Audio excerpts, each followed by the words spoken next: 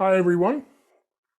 I'm Barry Boyce, editor of Mindful and mindful.org, and I'm delighted to be hosting Elizabeth Powell, PhD, also known as my good friend Lili. Hi, Lili. Hi, Barry. Lili's here as part of the Healing Healthcare Summit. In this session, we'll be discussing going beyond self-care to the art of transforming organizations through mindful leadership.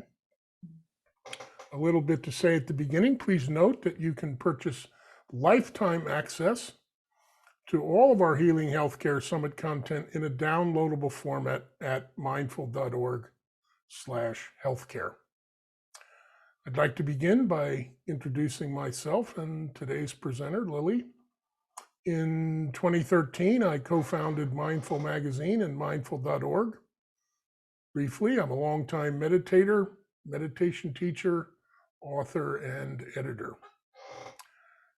Lili Powell has taught leadership and management communication at the University of Virginia's Darden School of Business for more than 20 years, and has also been a certified yoga instructor for 15 years, and those two work together. Leading Mindfully, her executive education short course with Jeremy Hunter, helps managers develop presence of mind, perform with skill and care, and lead others to accomplish worthy goals. Building on this work, she was awarded a joint appointment with the UVA School of Nursing in 2017. Her course, Leading with Presence in Healthcare, has attracted a diverse and interprofessional student audience. Welcome, Lili. Hi, Barry. And Yeah, it's great to be here. Cool. It's great to have you, and thanks for contributing. And welcome to all of you taking part in this asynchronous session. So let's get started.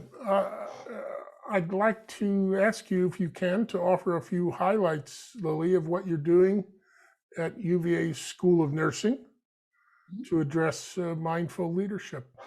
Sure, yeah. Well, as you were mentioning, in 2017, I accepted a joint appointment with the School of Nursing, and I was invited by the then Dean of Nursing, Dory Fontaine, who coincidentally had taken that Leading Mindfully executive course that you also talked about with Jeremy and me.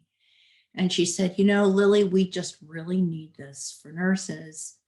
And I wasn't really sure what she meant at the time, but I was intrigued. And over a couple of years, we began talking about it. And she ultimately convinced me to come over into this joint appointment as the Kluge-Shakot professor. And later I became the director for the Compassionate Care Initiative, which has actually been around since 2009. And actually some folks who were involved in this conference were also involved. Cinda Rushton was involved in early days, Susan Bauer-Wu, also my colleague, Tim Cunningham was a previous director. But the Center for, the Compassionate Care Initiative was really founded with this purpose in mind, that we want to cultivate resilient and compassionate workforce workers, nurses, physicians, staff, and so forth, who can embody compassion in their work with one another, but also in their work with patients.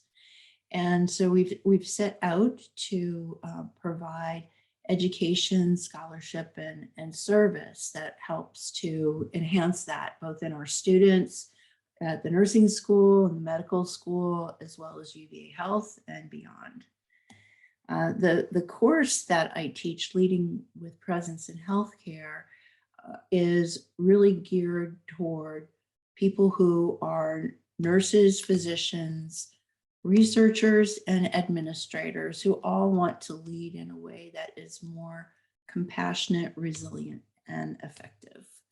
And so it's a full semester course. We have 14 weeks, and during the course, it's an introduction to your own mind and the ways that our minds can be reactive and take us off track.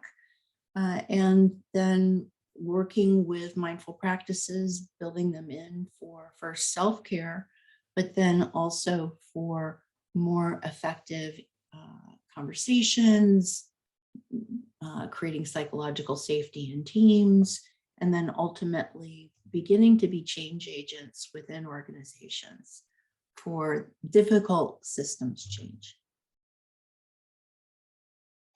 Sometimes when people hear about a leadership training or leadership course, they think, well, this is for CEOs or, just high level leaders. I'm not a leader, and et cetera, et cetera. What's your understanding of what leadership means in this context, particularly Yeah, as it would apply to somebody in the front lines like nurses? yeah, that's a very good question. And sometimes we spend a good amount of time in class talking with students because sometimes they don't really perceive themselves to be in a leadership position. Nurses, I've had students who will say, well, I'm just a bedside nurse.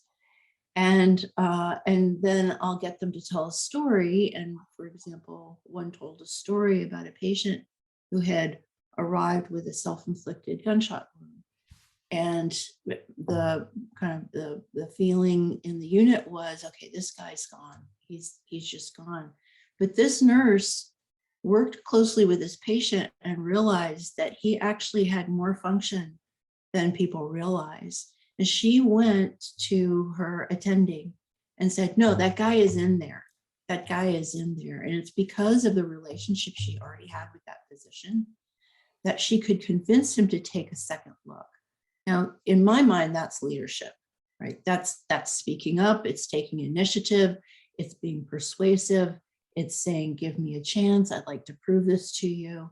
And because of the trust that she had developed, she was able to actually get a different level of care for this patient than he was previously assumed to have. Yeah. Oh, that's great. And that's a great example because it highlights leadership as being an essential part of being a human being. Yep. That the role comes upon you in all sorts of situations. So it's not merely about your title or your position or your place in the hierarchy, right? Absolutely, absolutely. So, a simple definition, but one that I think is pretty workable, is that what is leadership? It means having an outsized influence on other people, Well, right? that's great. And it doesn't really mean you have to have a title, but it does mean that you have a voice and that you can exert some influence depending on the way you use it. Yeah, I like that very much. It's similar to a definition that I often use, the power of guiding other people along or the power of bringing other people along. That's nice A too. power we all need at various times. Well, and that kind of definition helps when we start to talk about mindful leadership Mm. because our understanding of mindfulness is also it's something that's an inherent human trait or capability, not a special thing that's conferred from outside. So, can you say a few words about uh, something you like to talk about, leading mindfully under pressure? What's the Oh, essence of that? sure. There's so many different doors into this conversation, but one that I think is simple and helpful. After 9/11, Ken Chenault, who was the CEO at the time for American Express, uh, began talking about his experience of leading people through that crisis. Remember that the American Express building was right across the street from the World Trade Center. And in that moment, they decided to use the capabilities of that company, which was a call center capability, to begin using it as part of the rescue and crisis response. Now, one of the things he says is that a leader's role is to define reality and to give hope. And to my ears, that sounds like, oh, okay, this is like mindfulness, and this is like kindness, right? So there's so many reasons why it's difficult to define reality and give hope as a leader. One is you can be caught up in your own reactivity. You may have your own distortions of what you're seeing based on how you're reacting. Our nervous system kind of helps us see more threats, for example, rather than opportunity. And so using a practice like mindfulness as a way to more clearly see is, I think, a skill that's nice to pair with leadership. That ability to give hope to others means that we have to get out of, let's say, a self-centered approach that might happen under threat, where we're trying to protect ourselves, but instead be thinking relationally, thinking of others, trying to reach out, give hope and kindness to others. So it feels to me like mindfulness, kindness, compassion are all really good companions to the task of leadership. Have you encountered anyone having to deal with the unique situation of the pressures of the pandemic and the can you say something about that? Because I know our audience members are in the middle of that. Absolutely. Yeah. I mean, it's the pressures of the pandemic, and it's not really just the pandemic, right? There have been these cascading crises over the last couple of years. The realization not only are we having to change our way of life because of the pandemic, but the stark reality, violence related to race and inequities, the economic and political turmoil that we find ourselves in. There's so many reasons to be activated and be in reaction right now. Around the pandemic specifically, and the pressures that healthcare providers are experiencing right now, I do think that there are a number of ways that leading mindfully could help. One of the things that is troubling to me, and I wonder what you think about this, Barry, is I hear sometimes, for example, in today's New York Times, there was a video that showed nurses speaking about their experience during the pandemic. And it was very moving, and some of them are very moved and very upset. But the voiceover, I'm not saying this is the voice of the nurses, it was more the voice of the reporter, I think. We're talking about the real problem here is greedy hospitals. And I have to stand back and say, is that a helpful framing? Does that help us get beyond the pandemic, the realities of nursing shortages, when we're calling hospitals greedy? That's like calling names on the playground, right? And I don't imagine that administrators want to be called greedy any more than nurses want to be called complainers. So you have to wonder, are we framing the conversation the right way? And a mindful leadership approach, I think, would be willing to take a step back from the sort of the easy and available narratives about what's going on, and instead make a choiceful narrative. Like, we all care about patient safety. That's number one. How can we come together around this? How can we move past our differences to work collaboratively and constructively to make that improved? That's a different starting point for the conversation.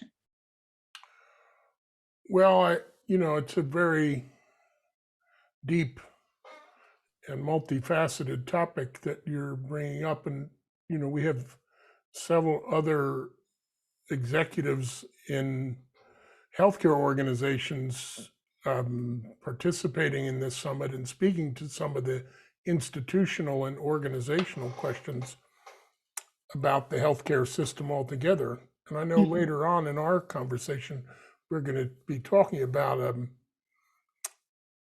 just a self-care view expanded to include a systemic view, which I think is very important.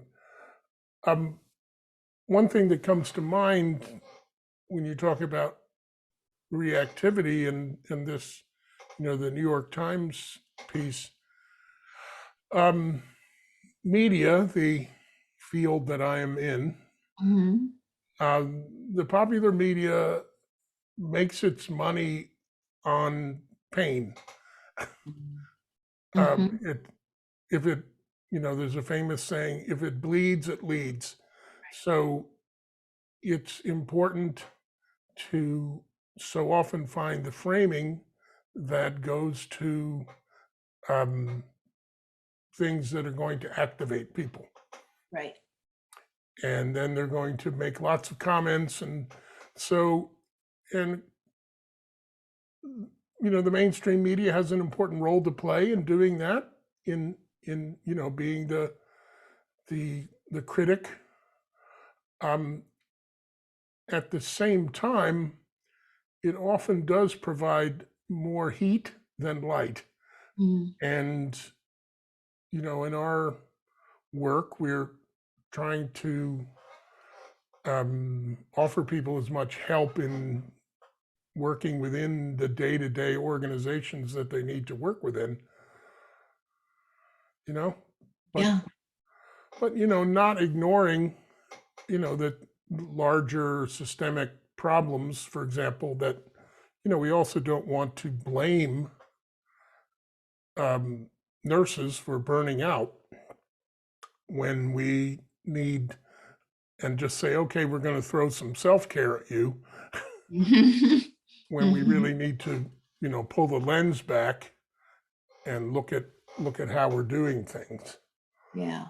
Yeah. And Um, that's sometimes that's how the message around self-care is received, right? That even if we're communication people, Barry, you and I kind of see the world through a communication lens. And we know so often that intent of a communication isn't necessarily the impact that's received.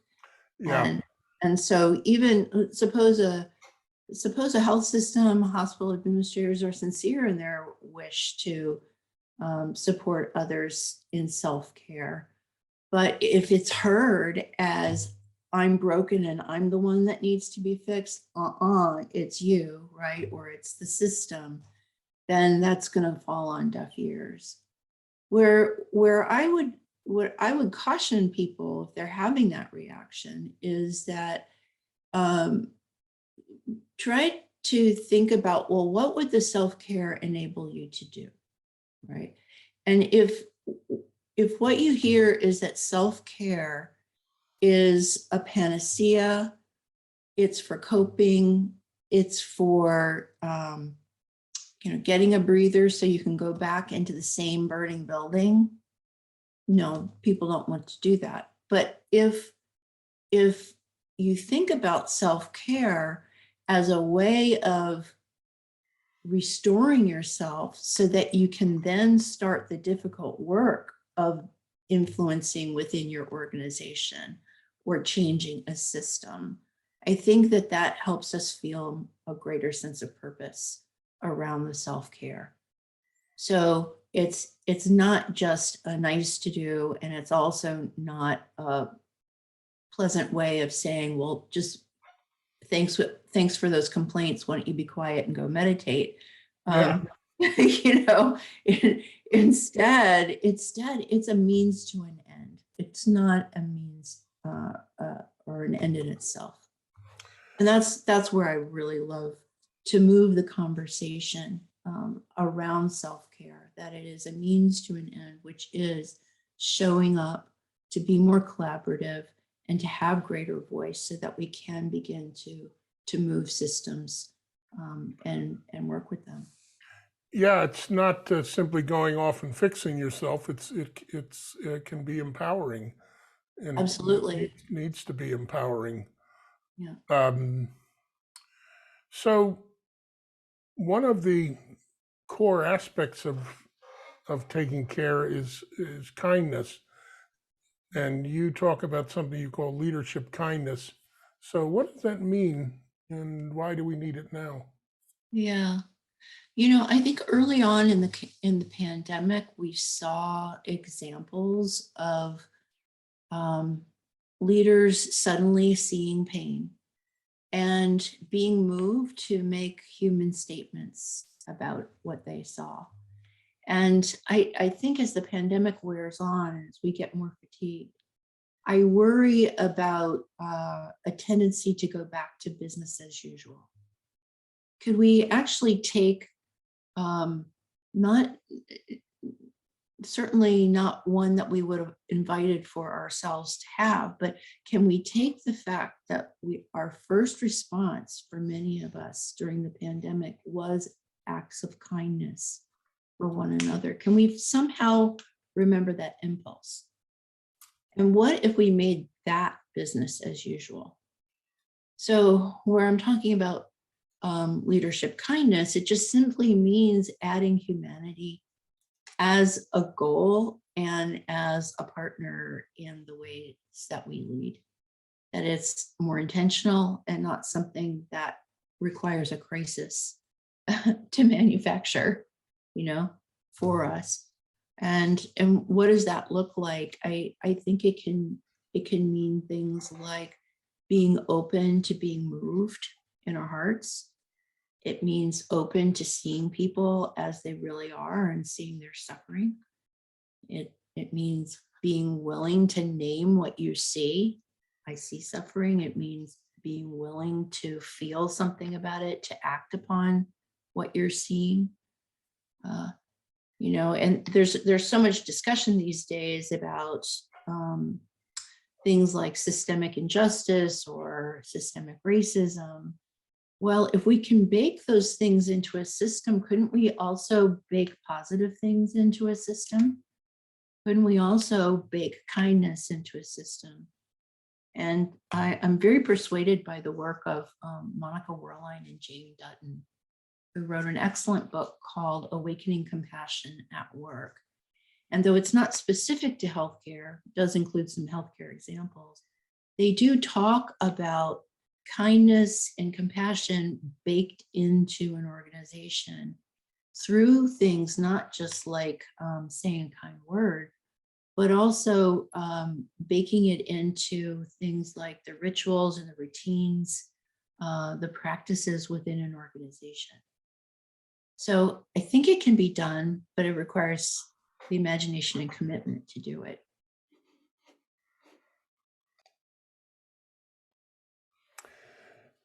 So, Lili, I know as a yoga teacher and a mindfulness practitioner and teacher that you very much have an understanding about how things emerge in the body, and that kindness is something that has to show up, on the spot. Do Mm. you have a suggestion of, in the middle of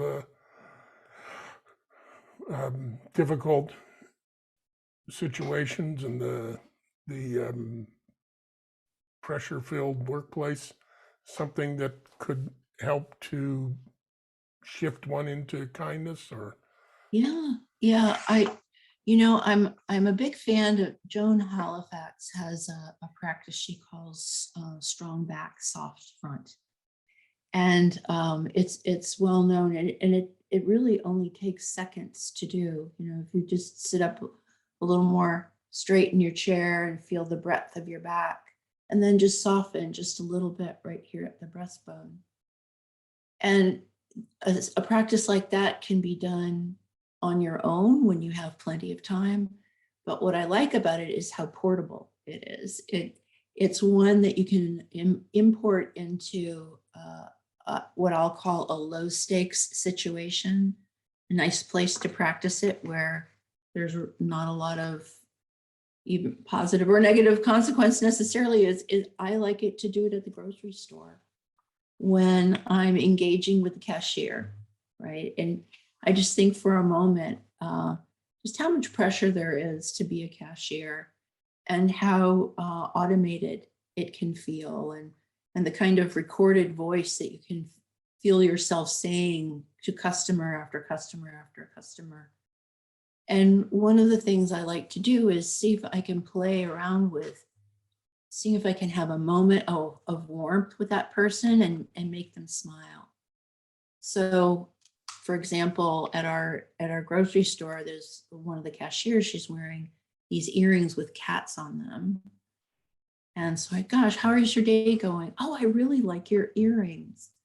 And she's, oh yes, these are my kitties. And she goes on, and it was like, it was such a break in her day just to be able to talk about something that was important to her. You know, here she is in the service role, and just having a moment where I'm seeing her as an individual, as a human being, and not just this function, right? It made a difference for her. And then the thing is, it made her smile, but then it makes me smile too. And I'm walking out to the car with my grocery cart, and I'm feeling kind of good about myself, you know, and it makes me ready, makes me feel like I have a glow that I'm ready to spread around a little bit more throughout the day. And you can do a similar practice during a higher stakes situation. You're in a tense conversation with someone, you're working with a patient and it's not going well. Just taking that moment to get a strong back, a soft front, and make a commitment to seeing if you can bring some light and kindness to the moment, making that human connection that might brighten their day. And consequently, it might brighten yours too. Oh, that's great. That's a great practice. I love that practice. It's kind of a 2-for-1 in a sense, because when you raise up like that, it brings attention to your body and mind, and then, you know, soften so you have the mindfulness and also the kindness all in one go. And I think it's so possible to, when we're caught up in things, to ignore those around us. Cashiers, our fellow workers, somebody coming through the door. I know when I used to work I worked in a grocery store, and I came to see the customers as intruders into our space. Interesting. And that wasn't really I needed to flip that around, as my managers pointed out, you know. These customers are the reason we're here. So it also goes in the other direction too. And it's nice to have the interaction be personal. Yeah. Well, I mean, sadly, that can happen in healthcare as well, right? You know, with burnout, the tendency to depersonalize others and to begin to see the patient as an object or an intruder, or, you know, not going along with the program, or something that is making waves in our perfect world or our perfect day. It does take a moment to stop, remember your role, remember your dharma in a way, and to also kind of catch yourself in that moment and make a conscious choice to do something different. So you've been talking all along in various ways about communicating. So where does mindfulness fit into cultivating our ability to communicate as leaders, particularly? Yeah. Well, when Jeremy and I developed our ideas around leading mindfully, one of the things that we're very committed to is that this is not just about sitting around and trying to achieve enlightenment and then suddenly you'll be better as a leader, but rather to continue to think about how to translate the inner work into outer behavior. And essentially, what we're trying to do is remind people that mindfulness isn't only about steadying your own mind, it's also essentially relational. So we are thinking about not only kind of modifying the way we show up on the inside, but also modifying the way we show up on the outside. So for me, because my interest really for my whole career has been in communication, for me, it's about language and it's about the ways that we interact with one another. So what does that look like concretely? Well, in our article, which we wrote for Leader to Leader, we talk about a process in which you're in a difficult conversation. And we've all been there, right? We're in a conversation and suddenly it's gone sour. We don't exactly know why, but we can feel it. We can feel it in our bodies. We know, like, uh-oh, we have that uh-oh moment, right? And so there is a sequence you can go through on the inside that we call notice, shift, and respond, that then sets you up to make a corresponding move on the outside, which we call name, reframe, and invite. So how does that work? We're talking along, Barry, and suddenly I say something that rubs you the wrong way, and you're ready to leave the room, right? And I have my uh-oh moment. So my first job is to notice what's happening. I have to notice what's happening in you. I need to notice what's happening in me. And I need to notice that the moment has changed. This otherwise friendly exchange has suddenly gone south. So with those pieces of attunement and awareness, I then can make a conscious decision to make a shift inside myself.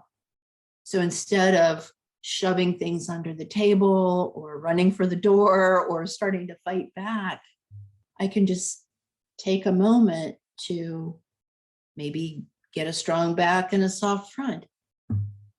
So that moment of just shifting attitudinally, somatically, then puts us in a better position to respond in an intentional and conscious way. So actually, consciously, intentionally, I don't want to punch you in the nose. I don't want to shove it under the table. I don't want to run for the door. What I really want to do is find a different way of engaging with you, so I can re-establish that connection to that intention. So the oldest communication discipline is probably rhetoric. Mm, Both you and I have studied, and the famous definition is that it's about finding the available means of persuasion. How does that mm. apply for a leader in the moment in a mindful way? What does it Yeah. mean to find the available means of persuasion? What's Well, I that look think like? let's stick with this example, because if you're working with that in the moment awareness, what rhetoric always does is it helps to develop a mental discipline of not only thinking about yourself and your own needs. You need to be thinking about context, and you need to be thinking about your audience or the other person's needs, balanced with your own. So in that moment of noticing, you're noticing the other person, you're noticing yourself, you're noticing the situation and what has shifted. If I notice that the moment has shifted, this is another rhetorical thing, the rhetorical situation has shifted. So the thing that calls for communication in that moment might be, hey, time out. I recognize that we've just hit a sour note here. That's naming it. How about reframing it? Reframing it would be having the ability to say, we came here because we really want to solve this problem together.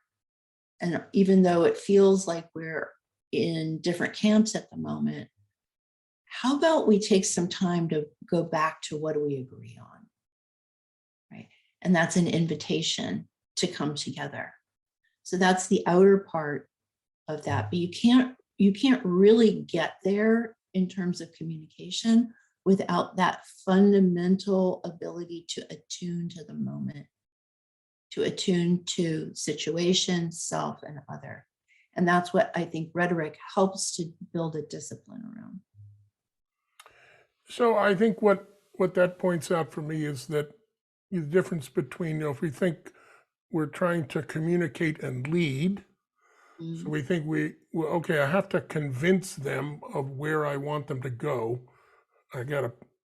But what you're talking about looks to the other and sees, well, what might cause movement? from their perspective, rather Hmm. than where can I move them to, right? I mean, you finding, that when you look at the context and other as well yourself, rather than you're just thinking, okay, here's where I need them to go, as if people are chess pieces on a board. Yes. Um, Yeah, yeah. So it's sort of is leadership really about pushing people in a direction, or is it about leading them, right? right, Being out front and helping them have their own reasons for coming along. right. Have their own reasons discover their own reasons for coming along. That's right. And they don't actually have to be the same reasons as your reasons. And that's the thing that's really beautiful, right? From a communication standpoint, is I may have my reasons, but you may have different reasons, but we still may agree to go in the same direction. Oh, that's great. Yeah, I mean, folks don't have to buy into your whole framing of the world, but they could move in the same direction. Yeah. Um, so as a last question, um, I want to talk about mindfulness as a remedy for burnout, you might say, self-care. Mm. Uh, how can we move beyond that? We're not getting rid of that, so to speak, to include mindfulness as essential for systems thinking and for leading change, leading mindfully. How can we do that? How can we Yeah. move to that bigger place? Yeah. Some colleagues of mine and I did a recent panel discussion on this very topic. And for us, it's a both and. So it's not an either or. It's not either you're for self-care for burnout, or you're rejecting self-care and you're interested in systems change. I just reject that. I believe that's a false dichotomy. I think it's a dangerous dichotomy, actually, because if you really understand about systems change, you understand that it doesn't happen overnight. It doesn't happen with magic wands. It requires an amazing amount of stamina and persistence, coordination among many, many people, and agreement over many periods of time, and usually with backsliding and mistakes happening until there is systems change. So for my mind, that all takes an amazing amount of resilience. And if self-care can help one with resilience, and to also dial up both the grit and the grace that's needed to actually change systems, then why would you reject self-care? Why would you do that? That doesn't make any sense. It feels like shooting yourself in the foot to me. And so I'd rather see people begin to think about self-care as a necessary step, although not sufficient in itself, for leading systems change, and to begin to understand why it's so difficult to lead systems change. On this topic, I went back to Peter Senge and the fifth discipline, which has been around now for about 30 years. But I cut my teeth in grad school at Northwestern, teaching with that book and learning about how communication and leadership work together. And in that book, he talks about certain learning disabilities that organizations have. And they are, many of them, biases of perception that keep us from being able to understand our own part in the system's problems. And that is really, really the humbling thing, right? Is that realizing that, oh, this system has problems and I'm actually contributing to it. I'm contributing to it because of my attitude. I'm contributing to it because my ego is getting involved. I'm contributing to it because I'm actively resisting and reacting against other people. The shift is to accept that you feel that way, but then step aside and say, but hey, wait, we're all fundamentally interconnected. And my behavior shapes your behavior just as your behavior shapes my behavior. And once we start seeing that interconnection and that they're dynamically linked, then we're in a different position of power, because now we can work together through the system to change it from the inside out, rather than being at odds. So, any polarized debate is going to stay polarized as long as it's kind of shooting across the bow, right? It really takes different sides realizing, like, okay, we have these differences, but right here in the middle, here's all this commonality, and here's all the ways that we're connected.